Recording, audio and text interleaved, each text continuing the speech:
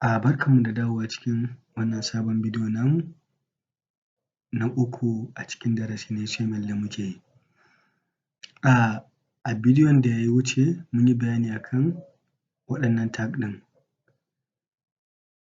mun ce dukkan wani abu da za mu rubuta na HTML namu dole zai kasance a cikin HTML open tag nashi da kuma closing tag nashi. Mun yi bayani akan abubuwa guda biyu da muke buƙata domin rubuta HTML, akwai text editor da kuma browser. Text editor shi ne misali kamar notepad, akwai su sublime suna nan da yawa, su VS code, za mu zo mu sauke su amma dai yanzu za mu fara da notepad wanda shi ne yana zuwa a cikin kowane kwamfuta. Tag na gaba da muke buƙata yanzu misali mu ɗauki ɗan Adam, mu ce ɗan Adam ne muke so mu ɗinka masa set ɗin kaya tun daga sama har ƙasa. Idan muka ce mu fara ta sama, mu fara tun daga kan shi me za mu yi misali? A kai akwai hula, ɗan Adam za ka samu akwai hula, ɗan Adam za ka samu yana da kai, yana da jiki da kuma ƙafa. To haka ma HTML.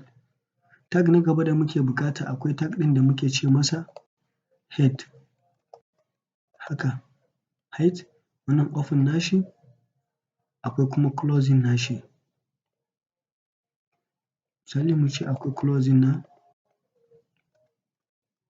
head ɗin, open tag da kuma closing. A tsakanin wannan head ɗin muna da wani tag da muke ce masa title, wato title na website namu. Yanzu dukkan wani a nan title ɗin yanzu misali bari mu rubuta shi sai mu yi saving.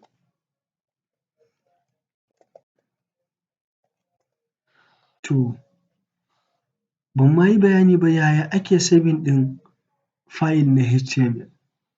Yadda ake saving ɗin file ɗin shi ne idan ka gama rubuta code naka, idan kana rubuta code naka a jikin notepad ka zo kan nan kan file ka danna, sai ka zo nan saving sai ka danna shi, sai ka zaɓi location ɗin da kake so ka yi saving nashi.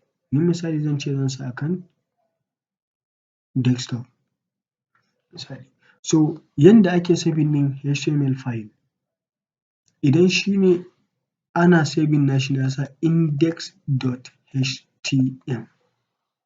Index nan da na sa ba dole ba ne, za ka iya sa kowane suna, misali kowanne suna amma dai dole za ka sa dot ɗin nan da htm ɗin nan, saboda htm extension ne na HTML, ko za ka iya sa HTML ɗin za ka iya sa DL ɗin ma duka, amma ka bar shi a htm.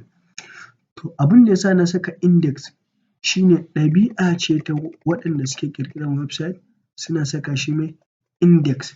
Idan aka sa index duk inda mutum ya ziyarci website page da yake kai shi na farko shi ne index page. To wannan index ɗin shi ne feji na farko a website naka, sai in danna saving. To idan na danna saving kun gani na riga na yi saving nashi, to bari in je na buɗe shi, ka gan shi ga shi nan a nan, kun gan shi ya zo da alaman browser, wannan shi ne index da muka sa da HTML sai na buɗe shi haka.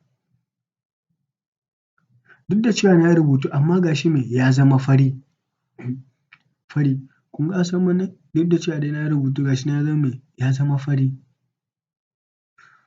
To saboda ban yi rubutun komai a ciki ba. Yanzu misali a nan ai na sa title, a nan na sa title,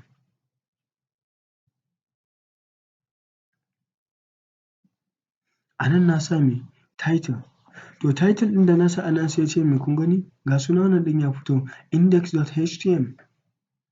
To title idan na ce title ɗin nan wato rubutun da zai fito min a saman browser, maimakon wannan htm ɗin da yake nuna min sunan file, yanzu misali in sa saman browser, sai shigo file sai in danna me kan save ko kuma in danna control S zai yi saving. Then idan nayi saving nashi sai in zo jikin browser sai na yi me sai na yi refresh nata na yi reload ɗin page ɗin. Ka gani? Nan ya canza maimakon index.html ya dawo me saman browser. To wannan shi ake cewa title. Abin da na rubuta a title nan nashi zai fito. Kun gani?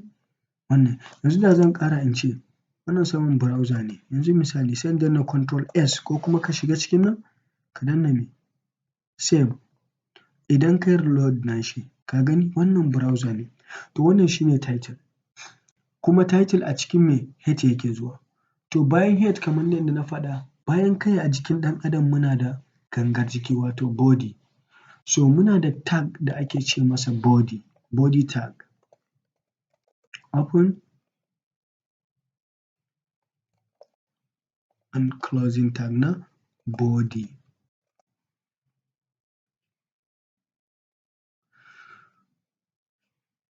To idan na ce body ina nufin me?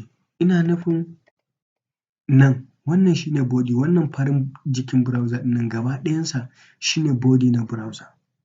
Shi ne body ɗin. Daga nan zuwa nan shi ne body ɗin. Duk yanzu duk abin da za mu rubuta kenan a cikin body za mu rubuta tunda a nan muke so mu gan shi a cikin farin nan. Kenan kun ga dole sai mun rubuta a body. Idan a head ne kun ga head iya nan yake ɗauka saman browser ne. Shi ne kai kenan. Nan kuma body ne cikin browser. Duk abin da za mu rubuta shi ne me a cikin body. Misali muna da tag da yawa muna da heading like heading tag. Misali bari in saka wani heading da muke ce masa H1 heading 1 kenan. Misali in ce heading 1 ne wannan. Ina so in ba mu misali ne domin mu ga. Ka ga na buɗe shi na rufe shi heading 1. Don sai in zo kan nan file ɗin sai in danna me sai in danna save sai in zo na reload.